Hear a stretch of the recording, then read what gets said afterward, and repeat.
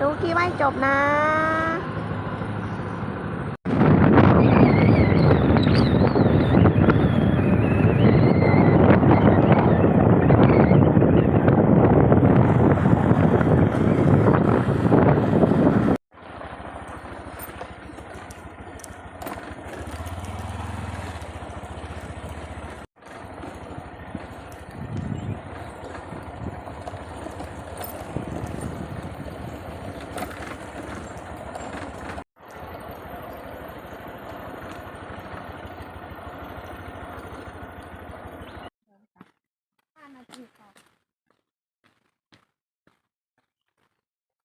5 วิ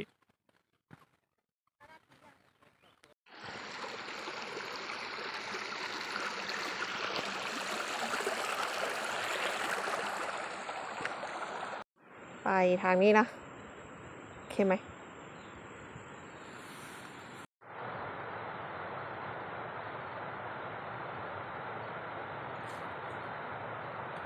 นี่นะคะไม่งั้นเราหลงเลยเรามีไกด์นำทางอยู่ตรงนี้ใช่ไหมครับใช่ไหมหนูนำทางมาใช่ไหมไกด์นำทางแล้วนะครับโอ้โหให้ค่าตอบแทนหน่อย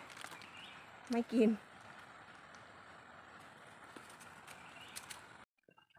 ไปทางไหนต่อครับ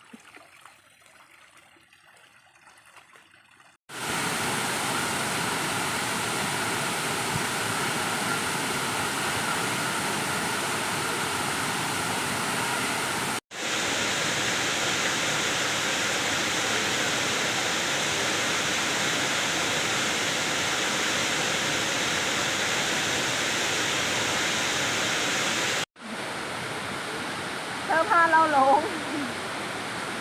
นะเธอพาเราหลง